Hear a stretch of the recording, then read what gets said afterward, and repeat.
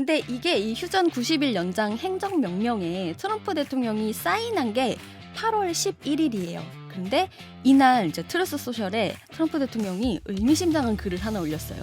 중국이 빨리 대두 주문을 4배로 늘리길 희망한다. 이런 내용이었어요. 지금 화면에 나오고 있는데 미국의 이 대중국 무역 적자를 상당 부분 줄일 방법이다. 이게 이렇게 말을 했습니다. 네. 중국이요, 이제 미국이랑 무역 전쟁을 치르고 있잖아요. 그러니까 무슨 카드를 쓰냐면 대두 수입처를 다변화하고 있는 거예요. 그렇죠. 네, 굉장히 중요한 카드죠. 중국으로서 뭐 당연히 이렇게 이제 공급망을 다변화시키겠다 예. 생각하겠죠. 그래서 지금 일단 휴전이 연장이 돼서 한 11월까지 네. 보면은 미국이 약간 시간을 벌게 됐어요. 네, 중국이 지금 새로 수확되는 미국산 대두도 전혀 구매하지 않은 상태라고 합니다. 그러니까 이렇게 둘이 싸우고 있으니까 브라질이 약간 어부지리로 네. 수혜를 입고 있어요. 다음 이슈 들어가 볼까요? 네, 트럼프의 나비 효과, 무역 전쟁이 아마존 화재까지. 무역 전쟁과 이 아마존은 아마 아마존 유역 브라질 여기를 네. 얘기하는 것 같은데 네. 무역 전쟁과 아마존의 화재 너무 같은 선상에서 보기에는 다른 그런 네. 단어인데요. 네. 이게 어떻게 연결되는 겁니까? 네, 트럼프 미국 대통령이 지금 전혀 상관없어 보이는 이 두 단어를 연결을 하고 있습니다.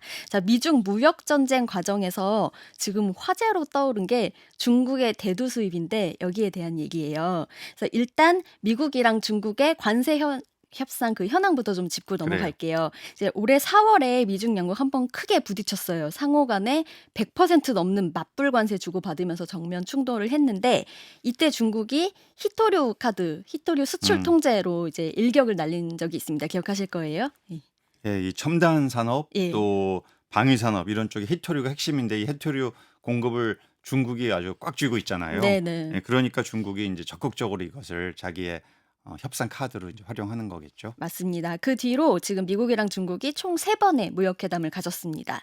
일단 5월에 1차 회담에서는 양국이 이제 관세율 각각 115%포인트씩 대폭 낮추기로 했어요. 그리고 이렇게 인하한 관세를 일단 90일 동안 적용을 하기로 약속을 했습니다. 자, 근데 중국이 히토류 수출 통제 계속해왔어요. 그러다 보니까 이제 한 달 만에 2차 회담이 열렸어요. 자, 여기서 히토류가 협상의 핵심 카드가 되면서 중국이 히토류 수출 통제 완화했고요. 이거 해주면서 받아낸 게 미국의 인공지능용 반도체 칩 H20 이거 수출 허가 받아냈습니다. 이제 미국에서 가져오는 거죠. 네, 수입하는 거죠. 예. 그리고 3차 무역회담은 이제 아시다시피 지난달 말에 스웨덴 스톡홀름에서 열렸잖아요. 이 회담에서는 우리 1차하고 2차 있었던 합의 90일 더 연장하기로 얘기가 됐습니다. 그러니까 11월 10일까지는 미중 무역 전쟁이 휴전 상태가 계속될 거다. 네. 이렇게 보시면 될 것 정말 같아요. 밀고 당기는 게 끊임없이 벌어지고 있네요. 맞아요. 두 국가 간에. 예, 근데 이게 이 휴전 90일 연장 행정명령에 트럼프 대통령이 사인한 게 8월 11일이에요. 그런데 이날 이제 트루스 소셜에 트럼프 대통령이 의미심장한 글을 하나 올렸어요.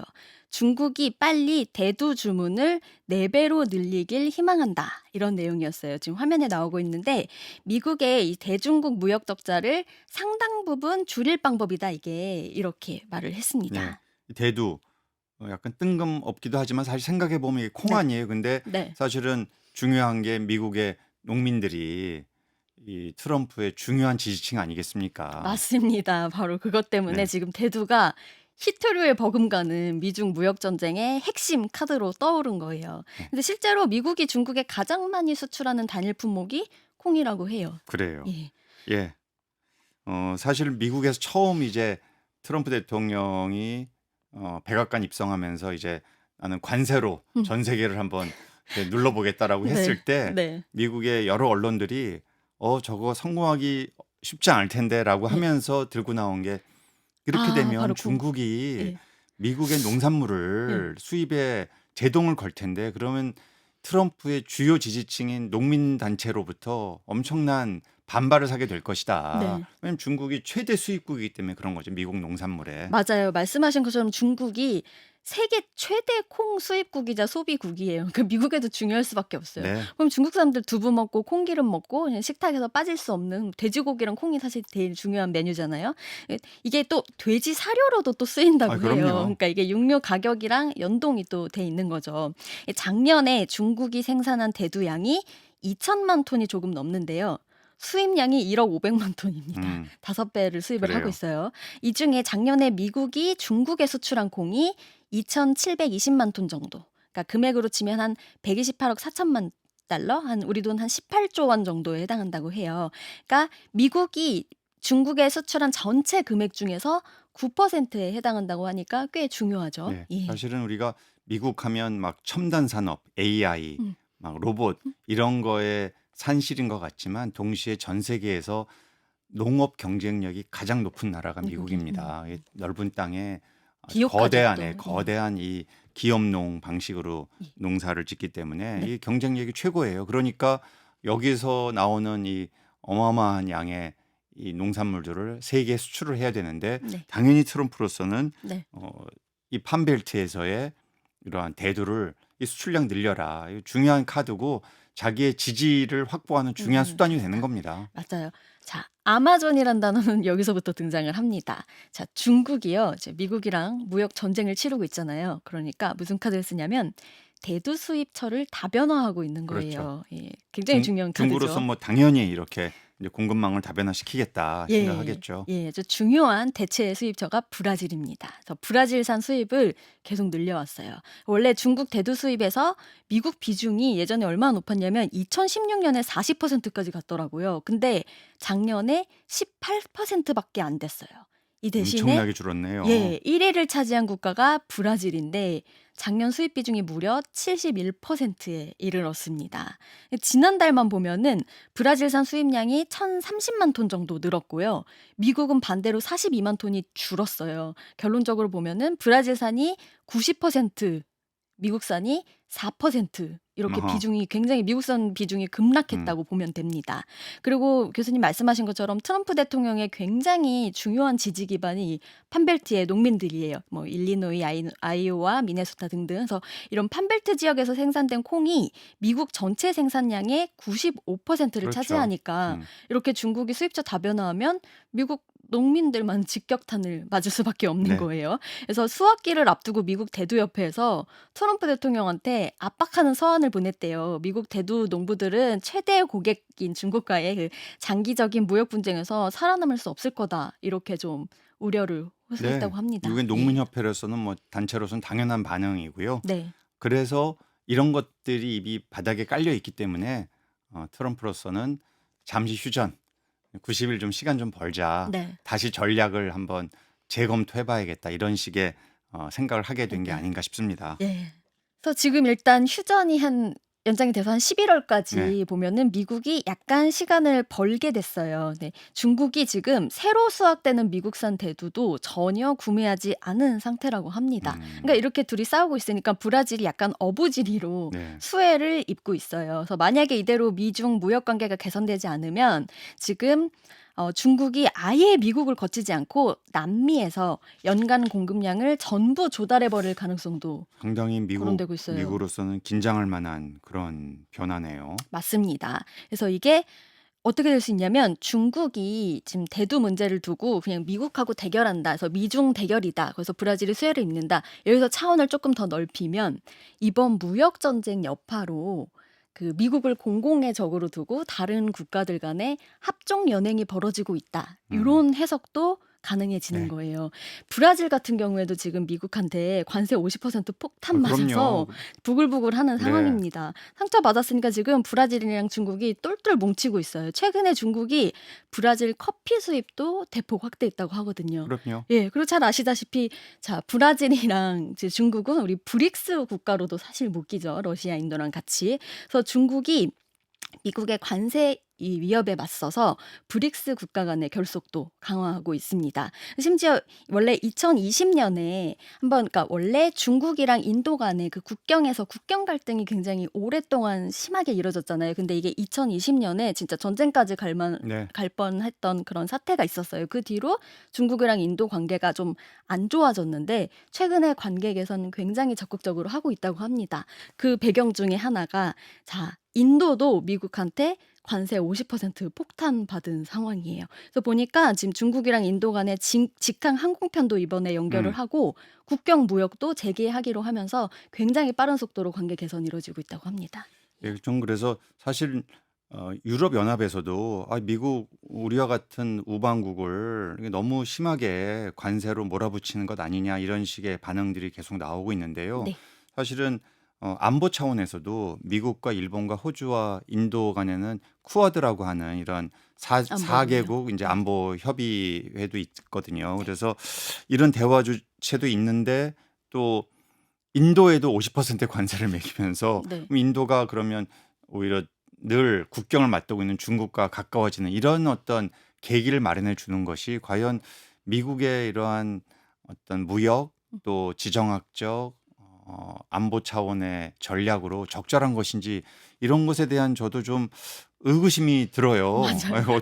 앞으로 미국이 어떻게 하려고 이렇게까지 이를 판을 크게 벌리나 이제 이런 맞아요. 생각이 좀 들기는 합니다. 네. 그 미국 원래 동맹 외교가 그 미국 외교 전략이었는데 네. 그게 많이 흐트러지고 있어요. 근데 자 우리가 이제 기후로운 경제 생활이니까 이제 이렇게 무역 전쟁 하게 돼서 브라질산 대두 수입을 중국이 늘린다 하면 떠오르는 게 바로 아마존이죠. 예. 아마존이 지구의 허파로 불리는데 지금 이 브라질산 대두 수입 늘어나는 게 아마존 산림 파괴의 원인으로 꼽히고 아하. 있다고 합니다. 그래서 그 얘기가 나온 거군요, 예. 처음에. 예. 자, 대두 모라토리엄이라는 단어 교수님 아시나요? 예, 예. 들어봤어요. 네. 예. 보통 원래 우리 경제학에서 모라토리엄 하면은 어떤 나라가 국가 위기 빠졌을 때 그렇죠. 지불 유예 선언을 좀 하는 음. 거잖아요. 이게 더 심해지면 이제 디폴트 우리 선언까지 과거에 갈 수도 이제 있고. 외환위기 때 이런 게 있었죠. 예. 그래서 네. 이게 대두 모라토리엄이라는 건요. 이제 브라질의 아마존 산림 벌채 지역에서 재배한 대두를 사지 못하도록 대두 구매를 유예하는 협정을 맺은 겁니다. 2006년에 맺었다고 하고요. 뭐 카길, 루이 드레피스 같은 세계 곡물 유통 업체들 간에 이제 맺은 협정이에요.